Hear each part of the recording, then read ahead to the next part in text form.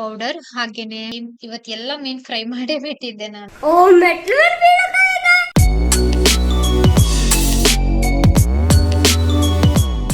Hello ಸ್ನೇಹಿತರೆ, welcome back to my channel. ಮಂಗಳವಾರದ vlog ಇದು. ನಮ್ ಕಡೆ ಅಂತೂ ತುಂಬಾ ಮಳೆ.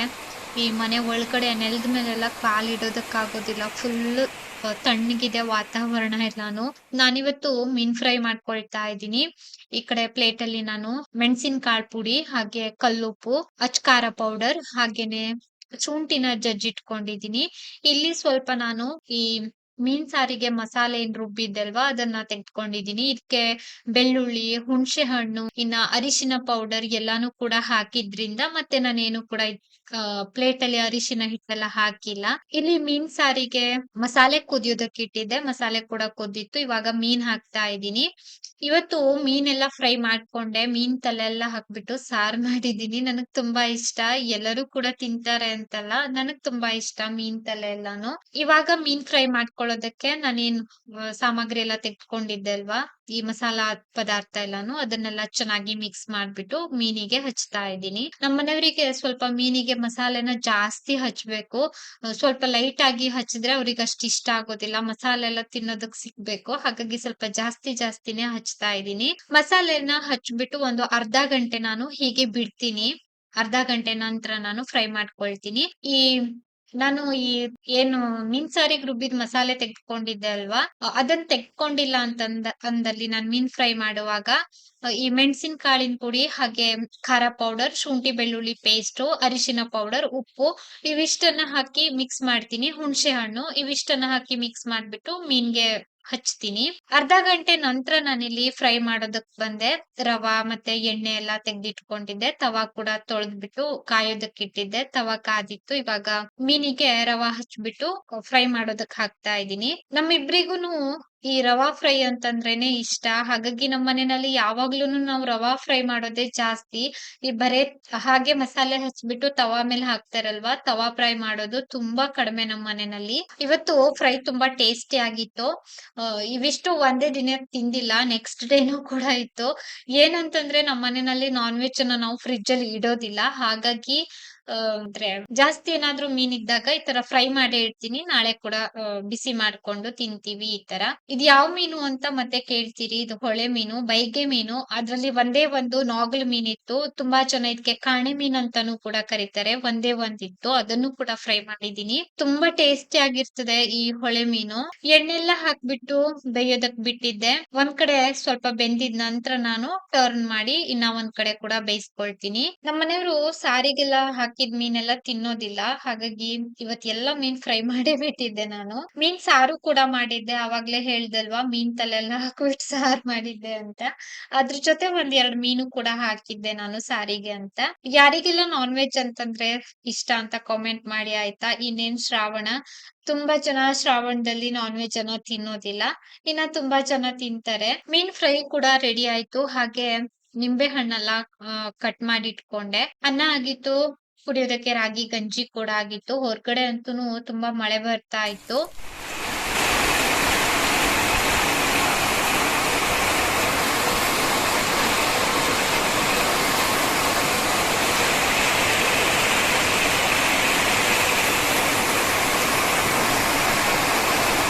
ಊಟಕ್ ಬಡಿಸ್ತಾ ಇದ್ದೆ ನಮ್ಮನೆಯವರಿಗೆ.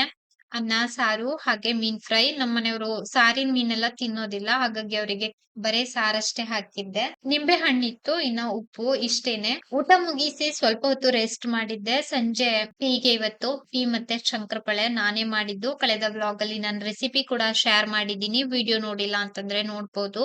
ಕ್ರಿಸ್ಪಿ ಆಗಿ ತುಂಬಾ ಚೆನ್ನಾಗಿ ಬಂದಿತ್ತು. ನಾನು ಒಂದು ಡಬ್ಬದಲ್ಲಿ ಹಾಕಿ ಎತ್ತಿಟ್ಕೊಂಡಿದ್ದೆ. ಸಂಜೆ ಟೀ ಕುಡಿಯುವಾಗ ಸ್ವಲ್ಪ ಸ್ವಲ್ಪ ತಿಂದು ಟೀ ಕುಡಿತೀವಿ. ವಿಜಯತ್ತೆ ಒಂದು ಬ್ಲೌಸ್ ಅನ್ನ ಕೊಟ್ಟಿದ್ರು. ಸಂಜೆ ಕೆಲ್ಸ ಎಲ್ಲ ಮುಗಿಸ್ಕೊಂತಿದ್ದೆ. ಬ್ಲೌಸ್ ಕೂಡ ಕೈ ಹೊಲ್ಗೆ ಆಗಿತ್ತು. ಇನ್ನ ಒಂದು ಬ್ಲೌಸ್ ರೆಡಿ ಆಗ್ತಾ ಇದೆ ಅಂತ ಹೇಳಿದ್ರು. ಇಲ್ಲೇ ಮೆಟ್ಲ ಮೇಲೆ ಕೊಡ್ತಾರೆ ಅಂತ ಅಲ್ಲಿ ಹೋಗಿ ನಿಂತಿದ್ದೆ. ಕೊನೆಗೆ ತಂದು ಕೊಟ್ರು. ನನ್ಗೆ ಈ ಕೈ ಹೊಲ್ಗೆಯಿಂದ ಸಂಜೆ ಹೊತ್ತು ಇತ್ತು. ಸ್ವಲ್ಪ ಟೈಮ್ ಪಾಸ್ ಆಗ್ತದೆ. ಇತ್ತೀಚೆಗೆ ಎಲ್ಲಾ ದಿನಾನೂ ಕೂಡ ಇರೋದಿಲ್ಲ. ಒಂದೊಂದ್ ದಿನ ಮಾತ್ರ ಇರ್ತದೆ. ಸ್ವಲ್ಪ ಸಮಯ ಕಳೀತದೆ. ನನ್ಗೂ ಕೂಡ ಒಬ್ಳೇ ಇರ್ತೀನಲ್ವಾ, ಬೇಜಾರ್ ಬರ್ತಾ ಇರ್ತದೆ. ಹೊರಗಡೆ ಅಂತೂನು ತುಂಬಾ ಮಳೆ ಬರ್ತಾ ಇರ್ತದೆ. ಮನೆ ಒಳಗಡೆ ಒಬ್ಳೇ ಕುಂತಿರ್ತೀನಿ. ಕೆಲವೊಂದ್ ದಿನ 2 ಬ್ಲೌಸು, 3 ಬ್ಲೌಸ್ ಎಲ್ಲ ಇರ್ತದೆ. ಅವಾಗೆಲ್ಲ ಟೈಮ್ ಪಾಸ್ ಆಗ್ತದೆ ನನ್ಗೆ.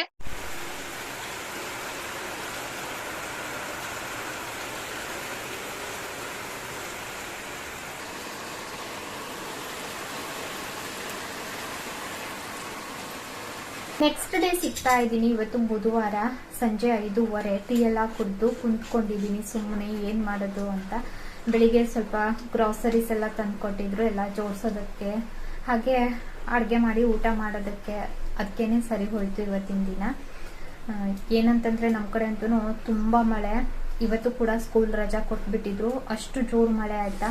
ಎಲ್ಲೂ ಹೊರಗಡೆ ಹೋಗೋ ಹಾಗಿಲ್ಲ, ಅಷ್ಟೊಂದು ಮಳೆ. ಇವತ್ತು ಸ್ವಲ್ಪ ಆಚೆ ಎಲ್ಲ ಹೋಗ್ಲಿಕ್ಕಿತ್ತು, ಸ್ವಲ್ಪ ಕೆಲಸಗಳೆಲ್ಲ ಇತ್ತು, ತುಂಬ ಮಳೆ ಇತ್ತು. ಬೇರೆ ಪಾಪಗೂ ಕೂಡ ರಜಾ ಕೊಟ್ಬಿಟ್ಟಿದ್ರು, ಹಾಗಾಗಿ ಸುಮ್ಮನೆ ಅದೇ ನಾನು.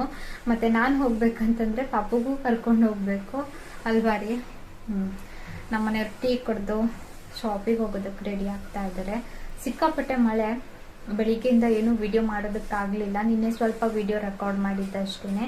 ನಾಳೆ ಹಬ್ಬ, ನೋಡ್ಬೇಕು ನಾಳೆ ಏನು ಮಾಡೋದು ಹಬ್ಬಕ್ಕೆ ಅಂತ. ಎಂತೈತೆ ಬಾರಿ ಇಲ್ಲಿ ಹಾಂಗೈತೆ. ಅಯ್ಯಯ್ಯೋ ಬಾ ಬ್ಯಾಗ್ ಬಾ, ಚಿಕ್ಕಮ್ಮ ಕೂತ್ಕೊಂಡಿದ್ದೆ ಬಾ. ಈಗ ನಿಂಗೆ ಸಿಟ್ಟು ಬಂದಿದೆಯೇ?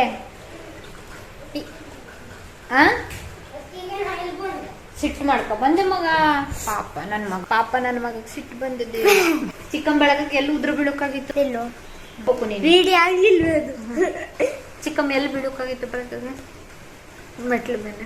ಓ ಮೆಟ್ಲು ರಪ್ಪ ಅಂತ ಬೀಳೋಕ್ಕಾಗಿದ್ದೆ. ಕೇಳಿಲ್ಲ. ಹೇಳಿದೆಲ್ಲ ಮಗನ, ಈಗ ಬೀಳೋಕ್ಕಾಗಿನ್ನಲ್ಲೋ ಅಂತ ಹೇಳ್ಕೊಂಡು ಹೇಳಿದೆ. ಜಸ್ಟ್ ಮಿಸ್ ಅಂತ.